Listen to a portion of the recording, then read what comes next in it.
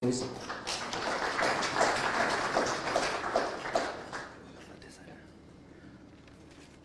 family of the late President Mwai Kibaki, Your Excellencies, party leaders, you have all been recognized. The only ones who have not been recognized individually are our flavor of the month, Justin Muturi,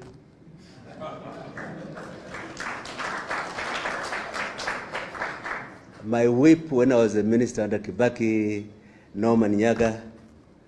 Ladies and gentlemen, for purposes of turning this into a conversation involving all of you, I will keep within the time limit, but also say things that others have not said. Quite a bit of what I wanted to say has been said, particularly by Professor Kagwanja, aligning national, international, and domestic policy with identified national priorities.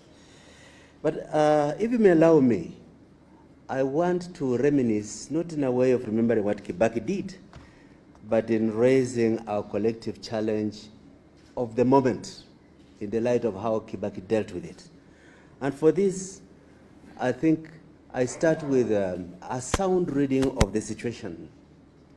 I start with the earliest time I had intense interaction with the late president was around the year 2000.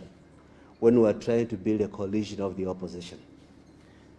And what he was exuding of as a leader was being so comfortable in your own standing that you don't try too hard to impose yourself as the leader. That through the period when we were bonding, it was very difficult. There were real spoilers, and Norman, you were present. You could hear Mwai Kibaki, Martin Shikuku go off about you Kikuyus and what you have done to us. And Matu Amai reply with how much we have the money and we have the people, will just remember and sympathize with you. But Kibaki had to rein in all these extremes and accommodate without overemphasizing his role as the leader. But to me, this also indicated an underlying strength that Kibaki had, and it ran through his leadership. He was clever enough to know that he was not adequate in everything. I never know clever people who think they know everything. When you find such people, they're not clever. Yeah. And being adequately clever meant that he tried to identify talent that he could nurture, but he could also assign responsibilities to persons that he thought could perform. But to me, the most important evidence of his sense of clever enough to feel inadequate was the importance he placed on the creation of a National Economic and Social Council. I think one of the most important features that really set up the beacons for the Kibaki presidency was to say, if you are sailing without a rudder, you can end up where you came from instead of the right destination. And you cannot overstate the importance of the National Economic and Social Council and one of its products, Vision 2030, in aligning immediate political priorities with long-term identified national agenda that is depersonalized, that is not a Kibaki agenda, but an agenda for Kenya. Secondly, the humility of Kibaki surprised many of us when we were building the early phase of the government. Like many of you can remember, within the very first cabinet meeting I think we had, President Kibaki introduced to cabinet a proposal that we donate Cabernet Gardens to Daniel Arap Moi. At that time, some ministers were telling Kano people, you sit back, you didn't know how to rule, we show you how to rule, you are thieves. But here's a president who has been humiliated by Moi for years, saying, let us get out of the way a sense that you can be vindictive. Let us be larger than the conduct and behavior of those from whom we are taking power. Can we have the strength to say, we retire you with respect and donate to you a public asset you did not steal for all the years you were president?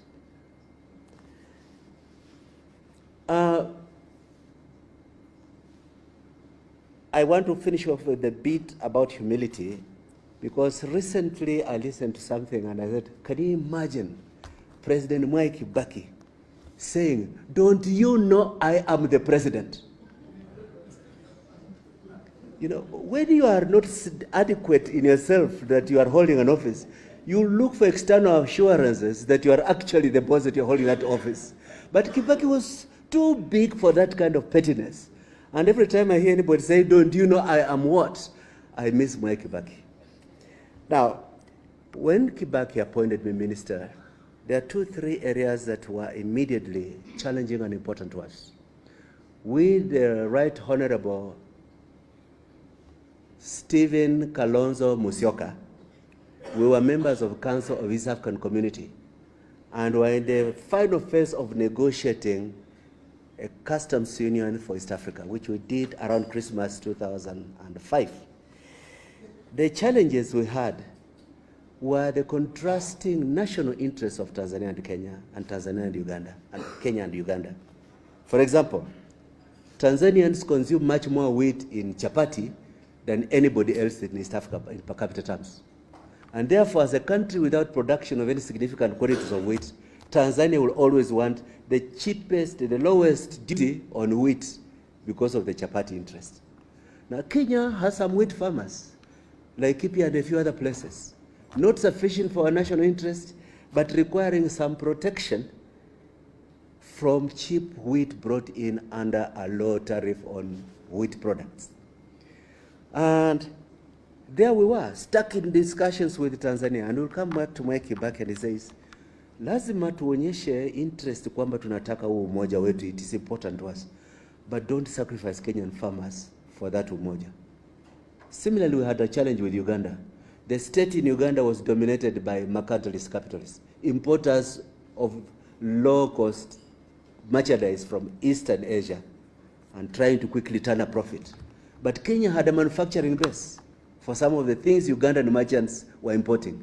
So while Kenya wanted to protect capital goods and protect finished products which can be made in Kenya from being liberalized, Uganda wanted as low a tariff as possible on imports of goods which will be sold around. But you know, as we walked this tight road of keeping friends, but also defining what is in the national interest, Kibaki was giving us 2 directions. We must belong together and only make concessions if we can now create domestic policy to become competitive and defeat the threat that comes with those concessions. If we're liberalizing wheat, what shall we do not to kill the wheat production in Kenya? If we want to be friends with Uganda, how can we not sacrifice the people who are making some significant products that are otherwise being imported cheaply by the traders who want lower tariffs on those finished goods? I say this because aligning actual national production interest with treaty building was a feature of leadership that has disappeared in our politics. Today is like we put saliva on the finger and we check where the direction of the wind is. Today I want that to be my friend, whether it is Kosovo or it is the rapid deployment forces. You say, how does this align with the national interest? There was no such conversation. But there's also something that I want to say that has not been properly mentioned. Mwai Kibaki believed in cabinet government. The president had ideas of what he wanted done, but he was ready to modify or even suspend those ideas on the basis of discussion within the cabinet. I was impressed at how in some of the areas he knew better than most of us, but he had the humility as a leader to give every person a chance. And then when we're coming towards the end, he says, is there anybody who's opposing that position?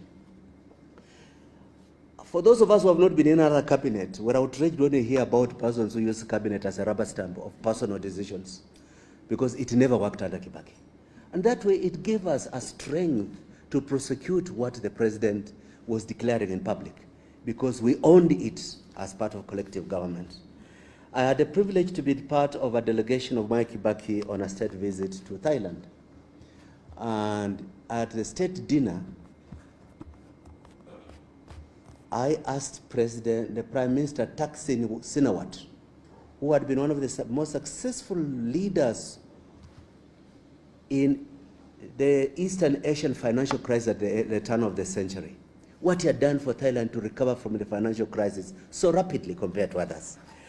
And what Sinawat said, what we did is to believe that if a tree is wilting, you don't pour water to the leaves, you pour at the stem, that you start building from the bottom, the most effective bottom-up thinking.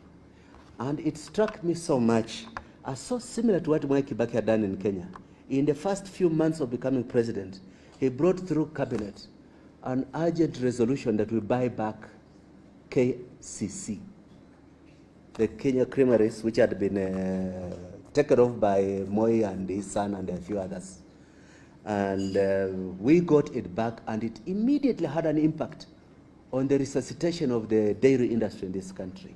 So walking the talk, believing that you align your international engagements with domestic responsibilities, and when you identify inadequacies, you deal with them. And importantly, reducing government borrowing in the domestic money markets to make credit affordable by entrepreneurs were key drivers to turning around a country which had problems similar to what we have today, but leadership was very different. Thank you for your attention. Thank you.